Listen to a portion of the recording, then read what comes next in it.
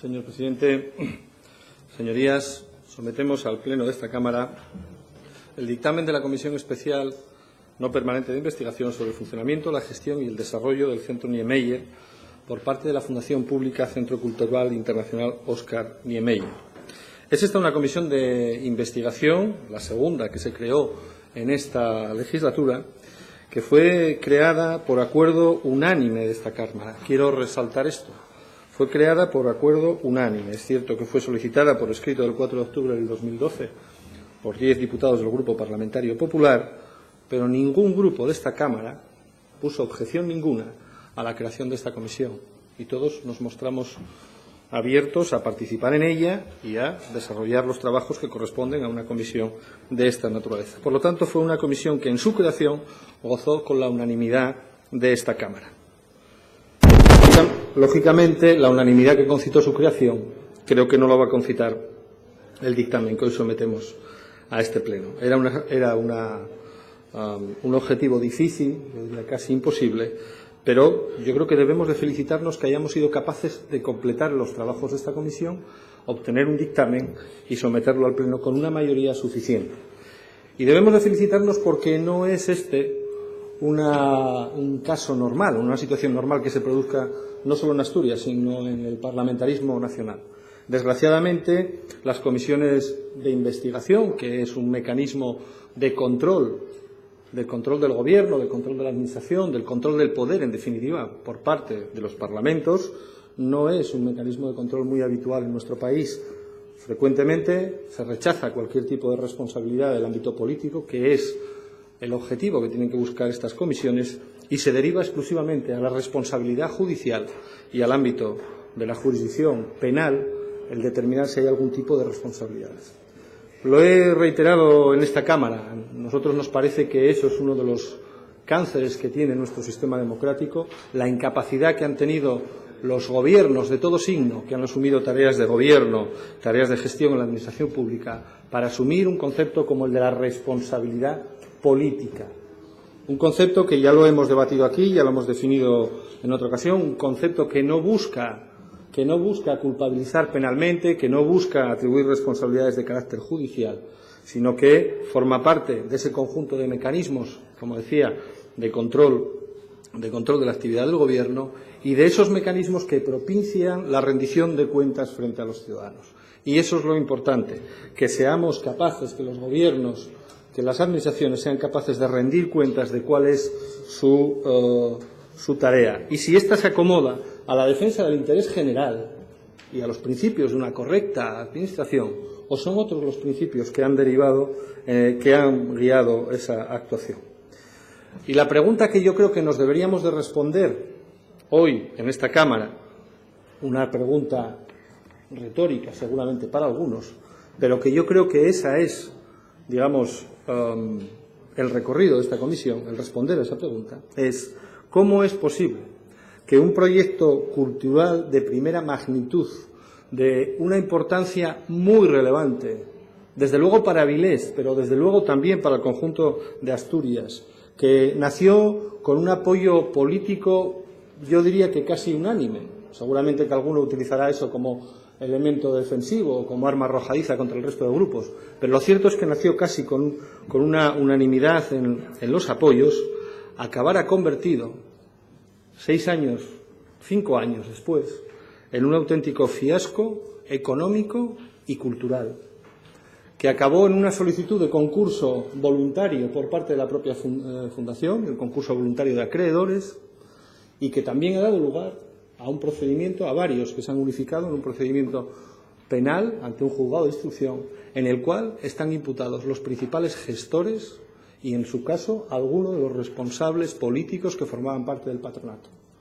¿Qué ha pasado para que desde aquel diciembre del año 2006, en el que se acuerda crear la Fundación Internacional Óscar Niemeyer y dar inicio a la andadura del Centro Internacional Óscar Niemeyer, hasta estos últimos acontecimientos que estamos viviendo, qué es lo que ha sucedido para que, como les decía, lo que fue una ilusión colectiva, y muchos de los representantes políticos que han comparecido han dicho y han hecho referencia a lo que supuso como ilusión colectiva, como apuesta de futuro para transformar una ciudad que estaba muy golpeada por la crisis industrial como Avilés, pues acabase ese sueño colectivo convertido en una mala ensoñación y en un fiasco, como les decía, desde luego de carácter económico, que no creo que nadie pueda dudar, pero también entiendo que de carácter cultural. Y que acabase convertida también aquella unanimidad con la que nació este proyecto cultural en un campo de batalla política. Un campo de batalla política en el que todos ustedes han estado, en fin, en un momento o en otro, a un lado o a otro de la trinchera, según, en su caso, ocupasen el poder autonómico o el poder local. Pero lo cierto es que el Centro Niemeyer finalmente se acabó convirtiendo en una desilusión colectiva y en un arma arrojadiza de carácter político contra el rival político. Y la segunda cuestión, la segunda pregunta que deberíamos de respondernos, porque esa es la obligación, esa es la misión de toda comisión de investigación, es quién o quiénes han sido los responsables de este fiasco. Esa es la tarea, sencilla, compleja en su desarrollo, pero desde luego sencilla en sus objetivos. Miren, la Fundación se constituye en diciembre del año 2006, se constituye con un capital fundacional aportado en el 50% por el Principado de Asturias, el 25% por el Ayuntamiento de Avilés y el 25% por la Autoridad Portuaria de Avilés. El 5 de mayo del 2007 se firma con la Fundación un protocolo de colaboración entre el presidente de entonces del gobierno asturiano, el señor Vicente Alberto Álvarez Areces, y lo firma con su consejera de Cultura, que lo firma en representación de la Fundación. Es decir, un gobierno que firma un acuerdo, un protocolo de colaboración consigo mismo. Creo que nadie dudará de esto. Lo firma consigo mismo para financiar las actividades de la entidad que gestionará el Centro Cultural Óscar Niemeyer, el futuro Centro Internacional Óscar Niemeyer. A esa fecha aún carece incluso de proyecto arquitectónico y, desde luego, de proyecto cultural. Con posterioridad a esa fecha se inician las obras, el proyecto no se recibe hasta el 21 de noviembre del 2007, se inician las obras que en el mes de abril del 2008. Quiero recordar que la Fundación había iniciado sus actividades en diciembre del 2006, tenía subvenciones públicas de más de 500.000 euros desde el año 2007 y las obras inician el abril del 2008. Desde el 2007, el Centro Niemeyer, como si tuviese entidad propia y fuese un centro cultural activo y en funcionamiento, viene programando actividades culturales en diversas sedes, no solo en Asturias, sino fuera de Asturias, principalmente en Avilés.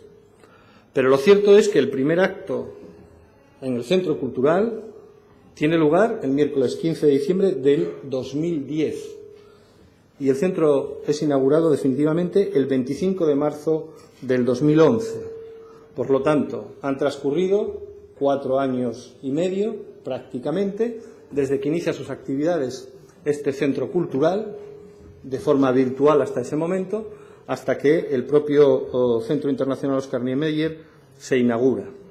Y aquí quiero hacer referencia a la primera circunstancia que me parece absolutamente novedosa, que es que una administración pública, el Principado de Asturias, empieza a subvencionar la gestión de un centro cultural de carácter internacional que no existe, y lo empieza a hacer 4 años antes de que se finalicen las obras de ese propio centro cultural, otorgando carta blanca a unos gestores culturales a los que se les deja desarrollar esa gestión, a los que se les permite realizar la programación y a los que se les permite sobre la marcha, según va transcurriendo el tiempo, con alguna que otra generalidad, con seguramente algún acierto, con algún fracaso, a los que se les deja libertad para definir el proyecto cultural, que ese debería de ser el objetivo de ese centro internacional.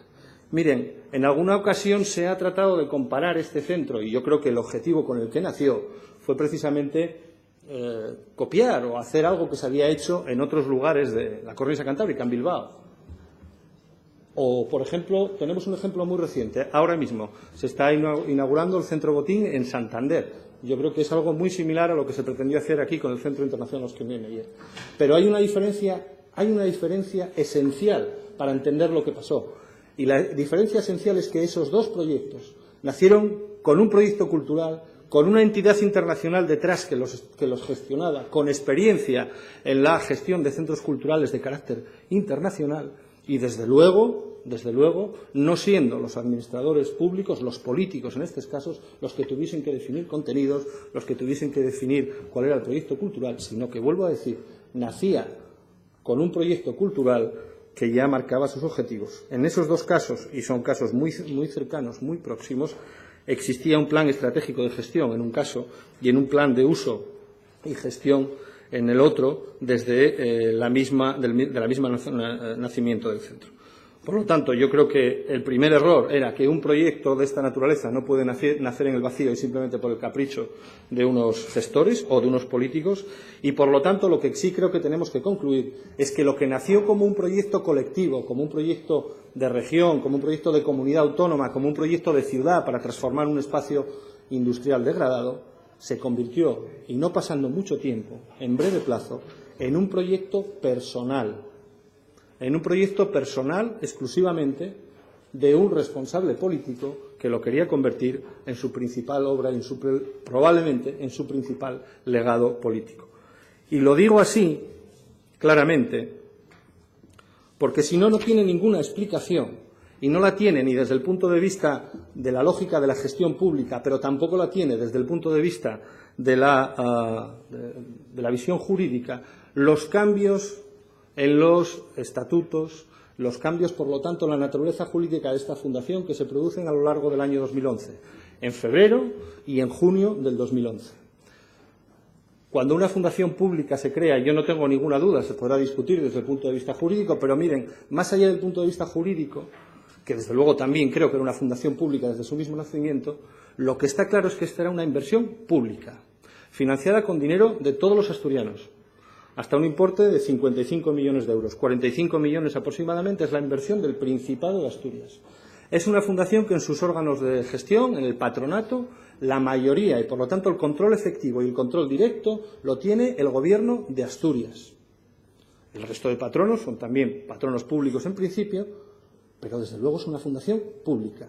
Y en el mes de febrero y en el mes de junio del 2011 se pretendió cambiar ese carácter, convertirlo en una fundación privada, hacer que el Principado de Asturias perdiese el control de esas instalaciones que habían costado su buen dinero, acabo de decir 45 millones, un total de 55 si incluimos todas las infraestructuras. Se pretendió que aquel que había convertido un proyecto personal, ese centro, se perpetuase como patrono honorífico en ese centro internacional, y que el Principado de Asturias, y esto es muy importante porque cuando hablamos del Principado de Asturias hablamos de todos los asturianos, perdiese el control de una instalación pública. Y eso se intentó hacer, y además se hizo ese cambio de estatutos, saltándose todo el procedimiento que previamente, por ejemplo, se había hecho para constituir la propia fundación. Se constituyó una fundación pública como cualquiera, previa una autorización del Consejo de Gobierno y bajo unas condiciones que se cambiaron con alevosía y nocturnidad para cambiar el carácter de la fundación, propiciar la permanencia de quien era su principal valedor y evitar el control público de esa fundación. Y eso, a nosotros, a nuestro grupo, nos parece especialmente grave. Sé que eso no cuajó finalmente, no fue posible, pero no fue posible porque no se hiciesen todos los cambios necesarios, porque incluso esos cambios se tomaron carta de naturaleza, se inscribieron o se trataron de inscribir en el registro de fundaciones y son los que provocan la parálisis posterior de esa institución.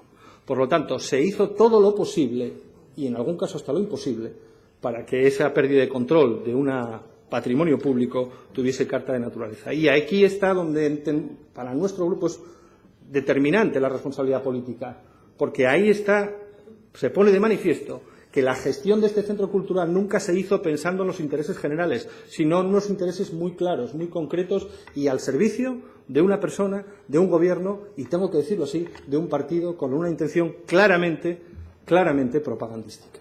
Creo que al final, ese fue el principal hándicap de este proyecto. En el dictamen se relatan una serie de irregularidades de carácter económico, de carácter jurídico. Algunas tienen un contenido más formal que otro, pero hay alguna que sí creo que tiene importancia y que debe ser reseñada. Y que debe ser reseñada porque además tienen el carácter objetivo. Hay cosas que puede formar parte de la valoración que cada uno tenga de las cosas y seguramente muy mediatizada por la posición política. Pero miren, hay cosas que son, como les decía, definitivas, están marcadas así por entidades o por personas que yo creo que se les tiene que presumir la veracidad y la objetividad. Y hago referencia al informe de la Administración concursal, porque este proyecto acabó en una declaración, en un concurso voluntario solicitado por la propia Fundación, solicitado por la propia presidencia de la Fundación, que lo ostentaba el actual Gobierno. Por lo tanto, eso no es una cuestión que nos inventemos nadie. Y la propia Administración concursal, en su informe de fecha 14 de septiembre del 2012, en un párrafo que nos parece absolutamente significativo, dice: ya en el ejercicio 2010 el patrimonio neto de la Fundación es negativo por una cuantía de 155.646 euros, lo que denota la incapacidad de hacer frente ya en esta fecha a los pasivos. Estoy hablando del año 2010, cuando el centro ni siquiera había abierto sus puertas, cuando ni siquiera se había acabado la obra y, sin embargo, ya estaba en causa, por ejemplo, de concurso de acreedores según el informe de la Administración concursal. Pero esto no fue suficiente, porque esta situación, como dice el informe, no impidió que, a pesar de ello, se incrementase el pasivo en el ejercicio del 2011 hasta alcanzar la cifra de 2.798.024 euros. Las pérdidas se producen como consecuencia de que, a pesar de las subvenciones recibidas, se aumentaron de forma incontrolada todos los gastos de la Fundación, independientemente del gasto que fuese. Esta es una situación objetiva. Esto se produjo así. Cuando en una empresa hay un informe que detecta esto, inmediatamente su junta de accionistas, y en este caso, al ser una fundación pública que había gastado dinero público, la junta de accionistas somos nosotros, por delegación de todos los asturianos, la junta de accionistas lo mínimo que tiene que hacer es exigir responsabilidades a los administradores. Pero es que en este caso los administradores no son solo el director general y el secretario, sino que los administradores, legalmente reconocido así, porque así viene reconocido en la Ley de Fundaciones, es la presidencia del patronato. Señoría. Es la presidencia del patronato que tiene esas funciones y que luego las puede delegar o no las puede delegar si quiere. Pero es algo que viene recogido en la Ley de Fundaciones de forma clara y taxativa, no solo en la Ley de Fundaciones, sino en los estatutos con los que se crea la Fundación. Y habría que leerlos, podemos leerlos, seguramente que no tengo tiempo suficiente, voy a acabar el razonamiento, sí, sí. Pero ruego, señoría, por favor, sí, vaya concluyendo. Pero es que además, en este caso, a la presidencia del patronato le correspondía una doble condición, porque al tratarse de una fundación de carácter cultural, a esa persona que tenía esa condición de primer representante legal y responsable de la Fundación, le correspondía desde el Gobierno, desde la Consejería de Cultura, ejercer el control sobre esa fundación de carácter cultural. Y tampoco se ejerció ese control, ni desde una posición ni de la otra. Ni desde una posición ni de la otra.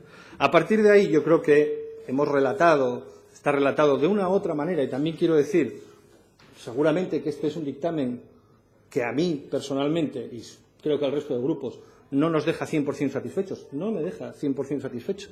Seguramente que hay alguna cosa que yo no hubiese redactado igual, traté de cambiarlo, se introdujeron algunas modificaciones y seguramente que hay algunas cosas con las que no estoy de acuerdo. Pero creo que esencialmente responde a las dos preguntas que no me hacía al principio. ¿Qué fue lo que pasó para que se produjese ese recorrido y quién fue el responsable? Y yo no tengo ninguna duda de lo que pasó, creo que los asturianos tampoco la tienen y tampoco tengo ninguna duda de quién fueron los responsables. Y los responsables fueron los políticos que ejercieron la dirección efectiva, el control directo, hasta las últimas decisiones. Y eso lo hemos oído en la comisión, lo hemos conocido además por las propias actas de la comisión y que además no ejercieron sus tareas de control, no las hicieron. Y además creo que el dictamen... Ha superado el tiempo en 4 minutos, ya le ruego... Finalizo. Yo creo que el dictamen no es el mismo dictamen que se sometió al inicio de los trabajos de la comisión.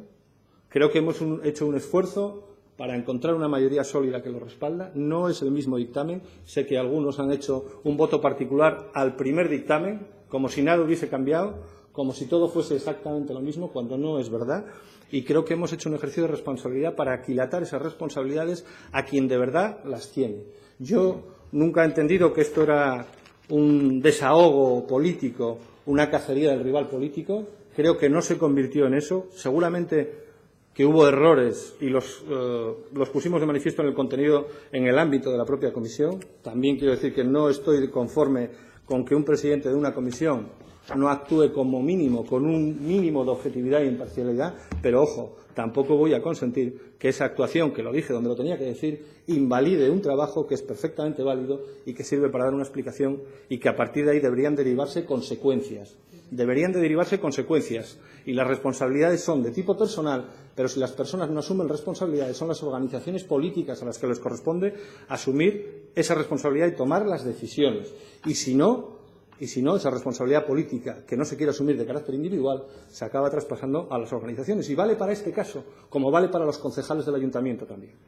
A mí me vale exactamente igual al caso de un presidente de comunidad autónoma o al caso de un concejal condenado, que si él no abandona el cargo, el partido también tiene que tomar sus decisiones. Si al menos queremos que esos nuevos tiempos de los que se habla en las campañas electorales y esa regeneración democrática sea efectiva y sea real. Señor Prendes, se ha excedido usted nada más y nada menos que en 6 minutos.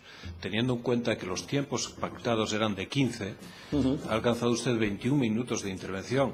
Yo simplemente les quiero advertir